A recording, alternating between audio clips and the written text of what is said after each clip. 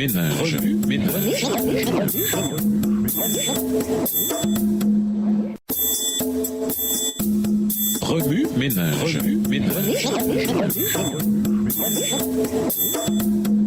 Bienvenue dans votre émission Remue-ménage. Nous voilà au dimanche 15 janvier 2017.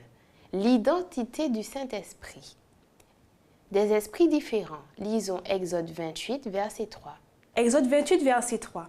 Tu parleras à tous ceux qui sont habiles, à qui j'ai donné un esprit plein d'intelligence, et ils feront les vêtements d'Aaron afin qu'ils soient consacrés et qu'ils exercent mon sacerdoce. Les Écritures révèlent l'existence de nombreux esprits différents. En référence aux êtres humains, elles mentionnent un esprit de sagesse, Exode 28, verset 3, version Tob. Un esprit de jalousie, Nombre 5, verset 14, version Tob. Et l'esprit de Cyrus, 2 Chroniques 36, verset 22. Par rapport aux anges déchus, il existe les esprits des morts, Lévitique 19, verset 31. Un esprit de mensonge, 1 Roi 22, verset 22 à 23, version Louis II. Et un esprit qui rend muet et sourd, Marc 9, verset 25. Dieu est esprit, voir Jean 4, verset 24. Il est esprit de vérité, Jean 16, verset 13. L'esprit du Seigneur, Juge 14, verset 6 et 19. Et l'Esprit Saint, Psaume 51, verset 13, version Semeur, Luc 11, verset 13. Ainsi, le mot esprit en hébreu, ruach, en grec, pneuma, se réfère parfois à l'essence ou à la caractéristique dominante d'une personne. Bien que l'Esprit de Dieu soit mentionné 350 fois dans la Bible, 88 fois dans l'Ancien Testament et 262 fois dans le Nouveau, il est parfois difficile, en raison de l'unicité de Dieu, Deutéronome 6, verset 4, de faire la différence entre les personnes de la divinité.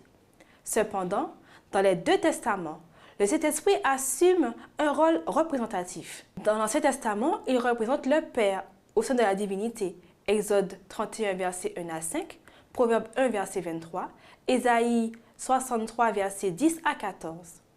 Dans le Nouveau Testament, il représente le Christ après sa résurrection. Jean 14, verset 17 et 18, 15, verset 26 et 16, verset 13. En tant qu'agent actif, on le voit souvent à l'œuvre, personnifiant et manifestant le caractère divin dans et à travers le peuple de Dieu et ses représentants. Parce qu'il est divin, l'Esprit peut restaurer la nature divine dans l'humanité déchue. 1 Pierre 1, verset 2, 2 Pierre 1, verset 4. Le Saint-Esprit est-il Dieu? Lisons 2 Corinthiens 13, verset 14. 2 Corinthiens 13, verset 14. Que la grâce du Seigneur Jésus-Christ, l'amour de Dieu et la communication du Saint-Esprit soient avec vous tous. Le terme Trinité suggère une pluralité de Dieu, ce qui déconcerte de nombreux croyants parce qu'il conduit à s'interroger sur la vision monothéiste chrétienne.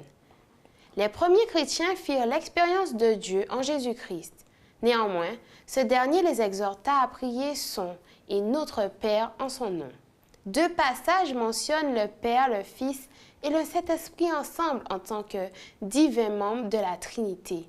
Le mandat évangélique, Matthieu 28, versets 19 et 20, et la bénédiction trinitaire de Paul, 2 Corinthiens 13, verset 14. Bien entendu, les épithètes Père, Fils et Saint-Esprit appartiennent à un vocabulaire post-chute.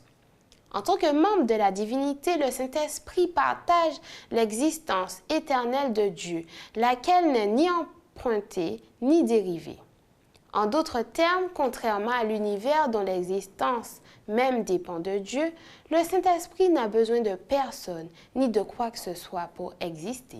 Lisez attentivement Actes 5, versets 1 à 4. Puis considérez la conviction de Pierre au sujet de l'identité du Saint-Esprit. Notez la réprimande de l'apôtre. Ananias, pourquoi Satan a-t-il pu s'emparer de ton cœur? Tu as menti au Saint-Esprit et tu as gardé une partie de l'argent rapporté par ce terrain. Comment donc as-tu pu décider de commettre une telle action? Ce n'est pas à des hommes que tu as menti, mais à Dieu. Actes 5, versets 3 et 4. Selon Pierre, toute tentative de mentir au Saint-Esprit omniscient équivaut à mentir à Dieu. Deutéronome 6, verset 4 y fait allusion. Le Seigneur notre Dieu est le seul Seigneur.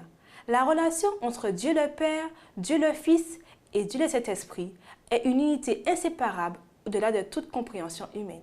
Les attributs divins du Saint-Esprit. Lisons Psaume 139, verset 7. Psaume 139, verset 7. Où irai-je loin de ton esprit, et où fuirai-je loin de ta face? Dieu est souverain. Par conséquent, Dieu le Père, Dieu le Fils et Dieu le Saint-Esprit, la divinité, ont en commun des attributs significatifs de la souveraineté divine: l'omnipotence, l'omniscience, l'omniprésence, l'omnibienveillance, l'immuabilité, sa nature inébranlable et l'immortalité, pour ne mentionner que cela. Considérez les exemples suivants applicables au Saint-Esprit. Le Saint-Esprit est présent partout, omniprésent. Où pourrais-je aller loin de toi? Ou fuir loin de ta présence? Psaume 139, verset 7. Dieu est tout-puissant, omnipotent. Avec Dieu, rien n'est impossible. Marc 10, verset 27. À la question de Marie, comment cela sera-t-il possible? Luc 1, verset 34, l'ange répondit: le Saint-Esprit viendra sur toi, et la puissance du Dieu très haut te couvrira comme d'une ombre. C'est pourquoi on appellera saint et fils de Dieu l'enfant qui doit naître. Luc 1, verset 35. Par conséquent, le Saint-Esprit possède une puissance créatrice. Cette puissance fut la source de force de Paul dans son ministère. Romains 15, verset 19. L'Esprit sait tout. Il est omniscient. Il sonde et connaît toutes choses. 1 Corinthiens 2, versets 10 et 11. Voir aussi Ésaïe 40, versets 13 et 14. Le Saint-Esprit est éternel. Hébreux 9, verset 14. Par conséquent, il possède l'immortalité. 1 Timothée 6, verset 16. C'est lui qui nous remplit de l'amour divin.